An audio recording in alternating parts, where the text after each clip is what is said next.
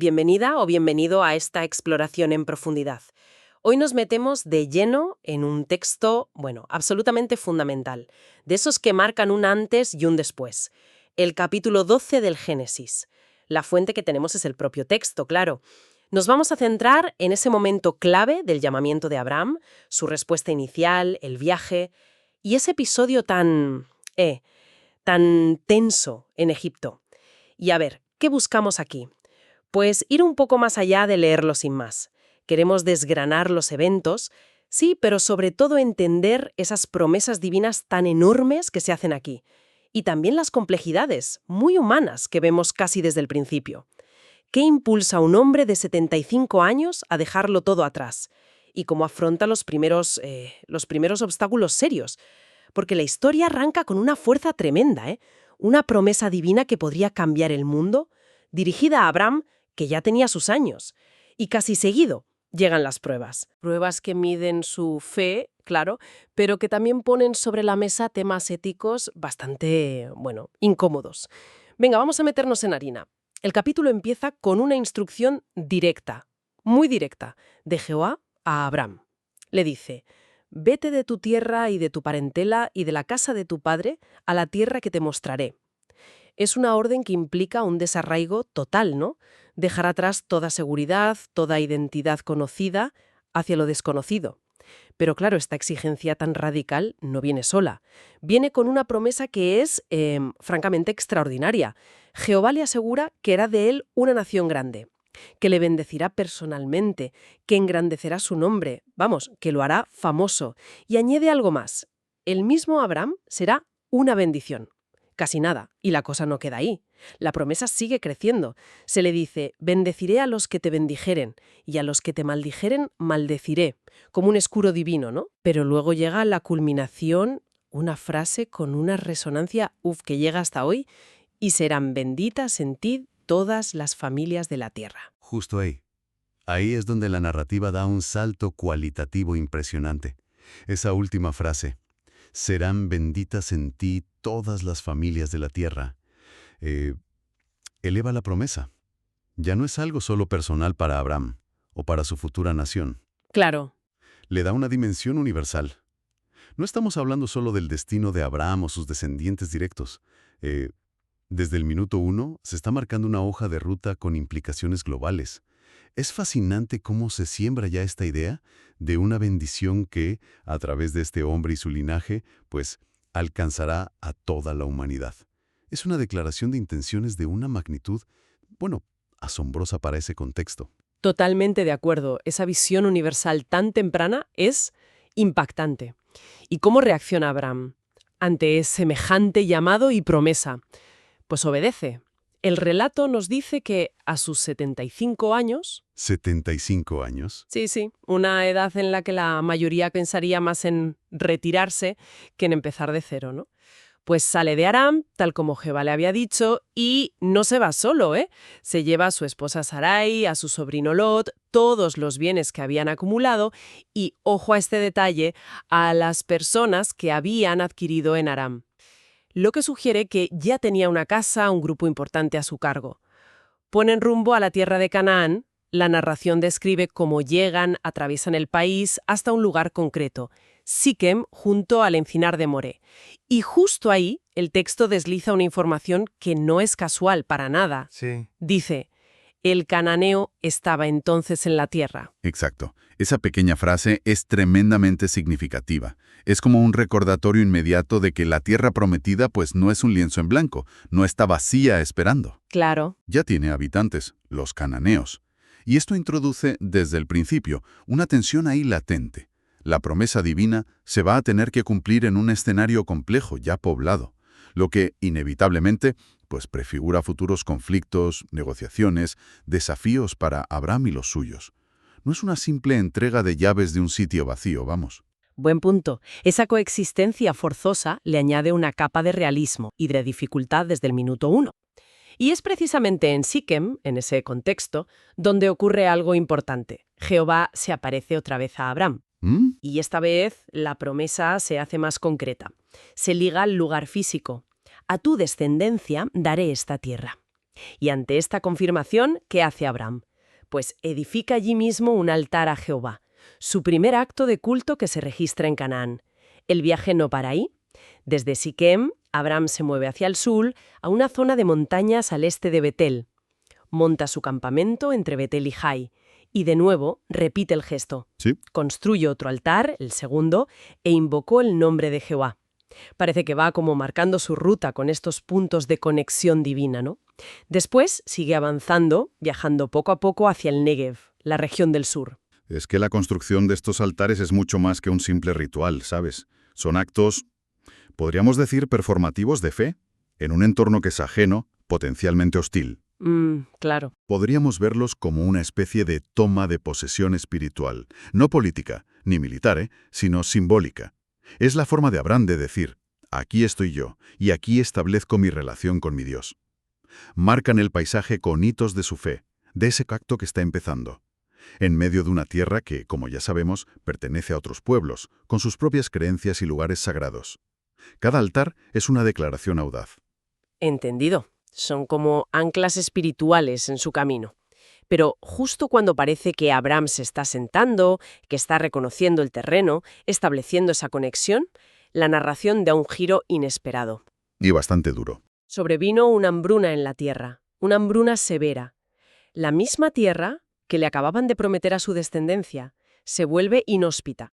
Ante esta crisis, que pone a prueba si se puede quedar allí o no, Abram toma una decisión. Una decisión que parece lógica, ¿no? Desde un punto de vista práctico. Decide bajar a Egipto.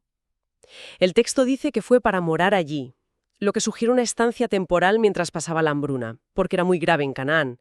Y aquí, justo en la frontera, antes de entrar en Egipto, la historia da otro vuelco. Esta vez hacia la psicología del personaje. Abram habla con Sarai, su mujer, y le expresa un miedo profundo. Mortal para él. Su razonamiento es: cuando te vean los egipcios dirán es su mujer, y me matarán a mí y a ti te reservarán la vida. Es un cálculo basado en el pánico, ¿no? Teme por su propia vida ante la posible codicia de otros. Y a partir de ese miedo le propone una solución, un engaño, vamos. Te ruego que digas que eres mi hermana.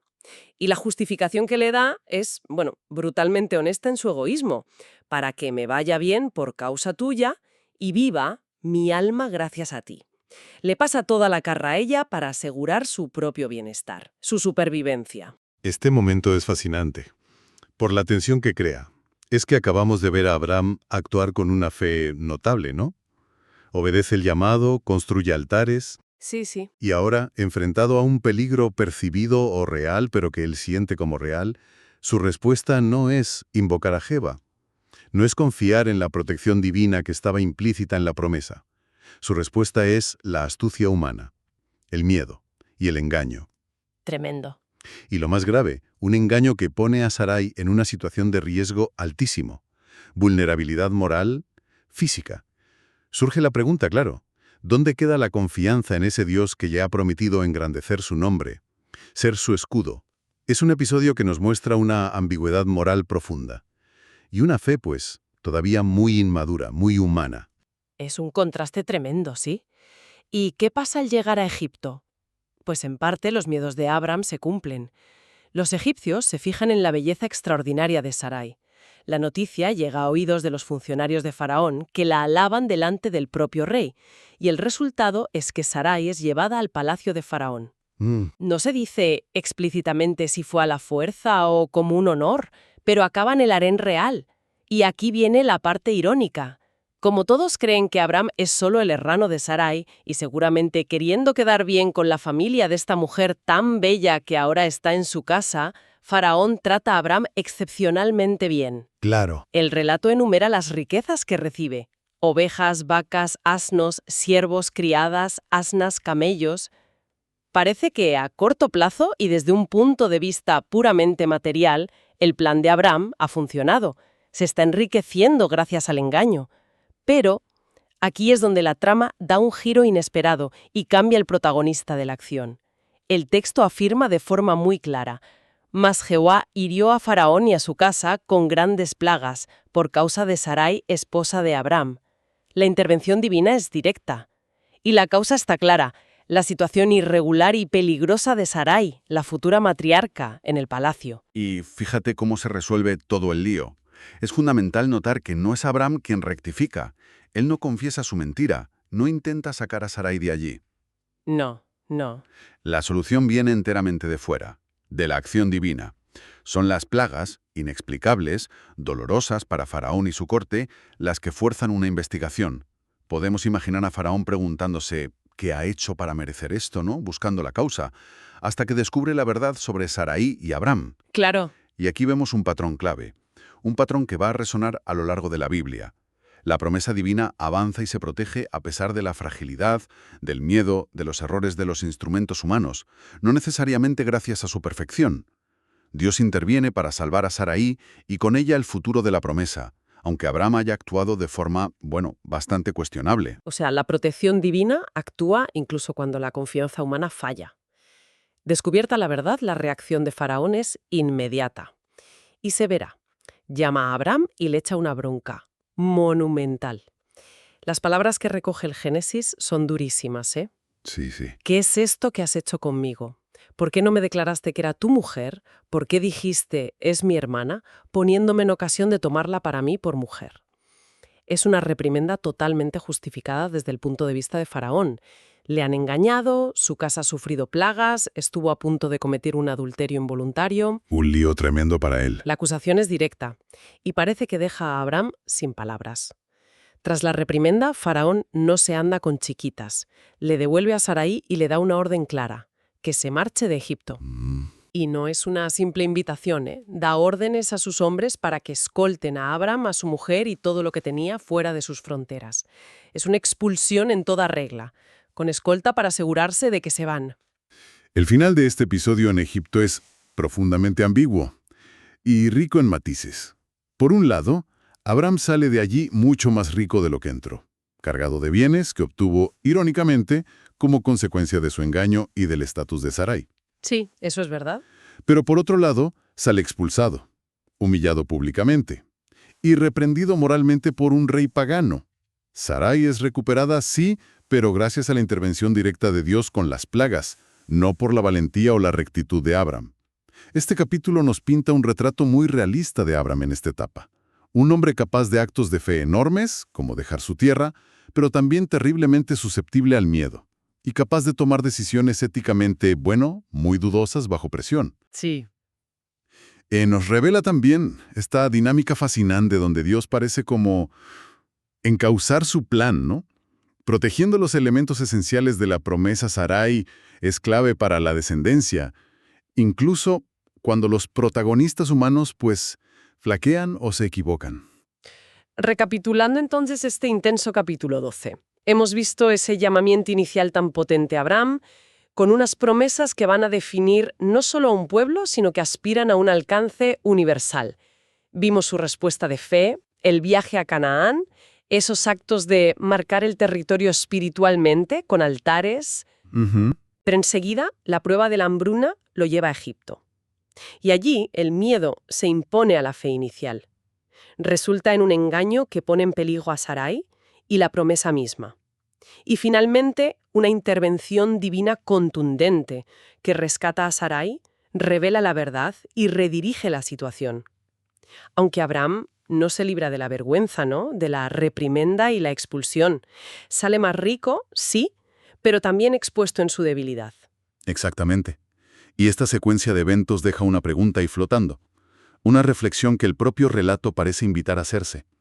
¿Cómo podría esta primera gran prueba, la hambruna, el episodio en Egipto, y sobre todo la forma tan particular en que se resolvió, ¿no? Con Abraham recurriendo al engaño, pero siendo rescatado in extremis por Dios, ¿cómo podría todo esto moldear su carácter y su futura relación con lo divino? Claro. Enfrentarse a las consecuencias de su miedo, la reprendenda, la expulsión, pero al mismo tiempo experimentar ese rescate divino que mantiene la promesa en pie. ¿Le enseñará a confiar más en Dios la próxima vez? ¿O quizás le hará más consciente de su propia fragilidad? Es algo sobre lo que la historia de Abraham, que no ha hecho más que empezar, nos irá dando pistas. Un punto de partida complejo, desde luego, para el llamado padre de la fe.